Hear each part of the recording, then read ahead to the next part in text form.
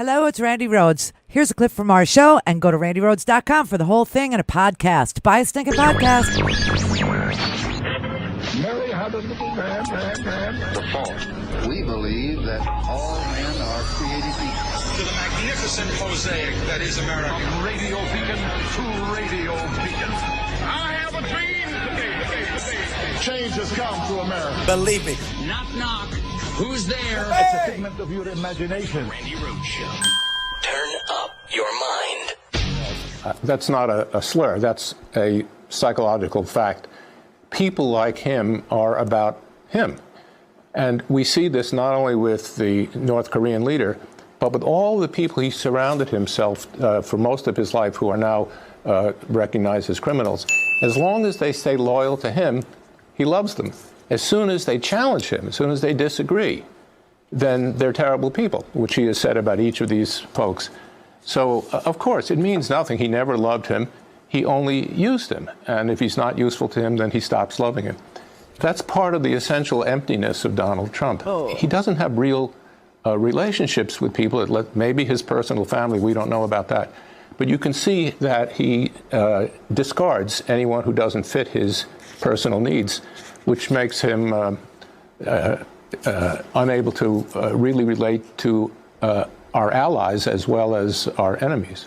And Doctor, we need your analysis of a president who stands up and compares himself to a king, refers to himself as King of the Jews, refers to himself in a godlike way, turns to the heavens today and calls himself the chosen one.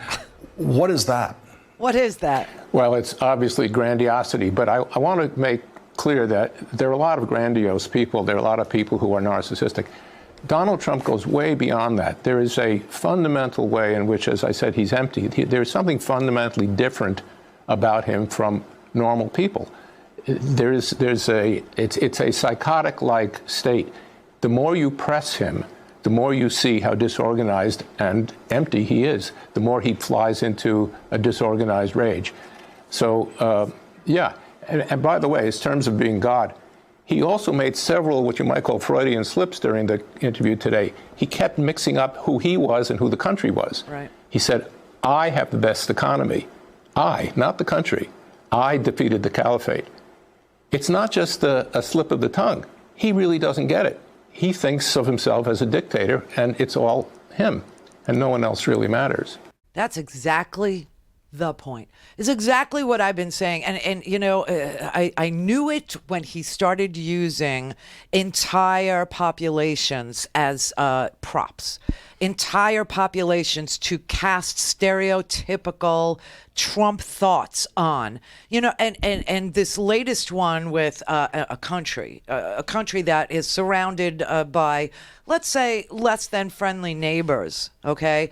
A country that depends on bipartisan support from its closest ally, the United States, which is deteriorating in front of our faces and turning into some sort of a oppressive gulag for people who are stereotyped as terrorists, just like he stereotypes all Muslims as terrorists. And Omar is a terrorist, and Tlaib is a terrorist. And then he lumps in, for just good measure, Ayanna Pressley and AOC. They call it AOC +3. They're all terrorists, and there's danger, you know, in them, and there's danger in Mexicans, and there's danger in American Jews. They're disloyal. And what he does when he does this is he puts targets on the backs of these groups of people who are America. America is not a monolith. America is you know, everybody likes to say, oh, America's a melting pot. I'm not buying it. I always said America was a salad bowl because there's so much fear that's fed to Americans about other Americans that we don't really melt together like a good fondue, like a melting pot suggests, like good cheeses would, with a little white wine and some dipping of a bread. That would be delicious. That would be the goal of America. We don't get there.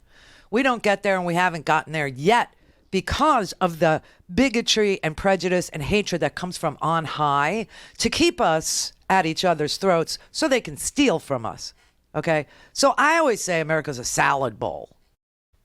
You know, because the cucumber is always going to be a cucumber. It's never going to merge with the tomato. Of course, the onion is the flavor. But I'm just saying, you know, the pine nut is going to be the pine nut, and the beet is the beet. The arugula is the arugula. Oh, that's the best salad ever. A little pistachio in there, too. But honestly, that's why America hasn't reached its full promise, is because we are being manipulated by Svengalis like this, by psychotics like this, by very look. Trump is the darkness. If I had to just say it like really short, I would just say he is the darkness. Meaning he's an empty vassal. Okay, he has no emotions whatsoever, no feeling, no empathy, no compassion, no nothing. He's just empty. He's just an empty person. And if he ever felt his feelings, if he ever allowed himself to feel his feelings, or if he was ever given proper care and he was confronted by his feelings of unworthiness and failure and being an inheritor of a great fortune, which he, you know, pissed away.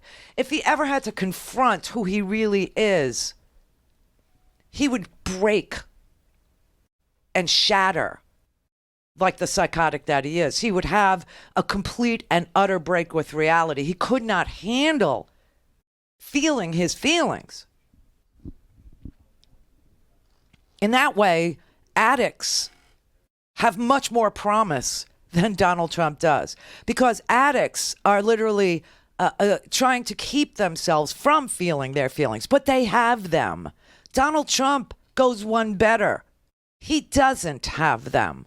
He has no feelings. He is the darkness. He is the vortex where all things go to die, including empathy, compassion, understanding, thoughtfulness, decency, morality. He has none of it. He has none of it. And every single person in this country is somebody that he could use, even if it meant destroying them. He could use them to self-aggrandize. He could use them to climb the ladder on their back. That is a sick thing, but that is the truth. And it may be too late to impeach him and remove him from the presidency before irreparable harm actually occurs in our democracy. Maybe it's it's impossible to remove him before he actually moves to the even more dangerous stage in his fascist authoritarian manipulation, and he's being manipulated.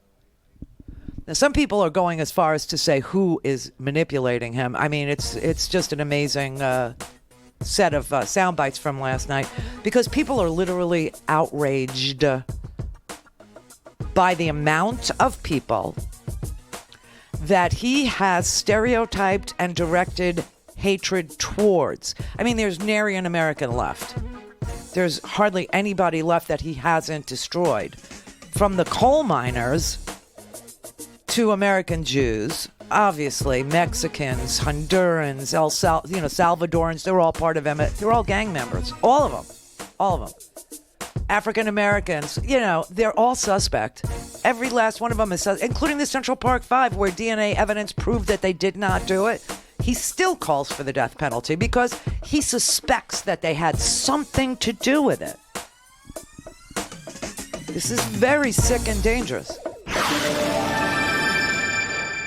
to RandiRhodes.com for the whole thing and a podcast. Buy a stinking podcast.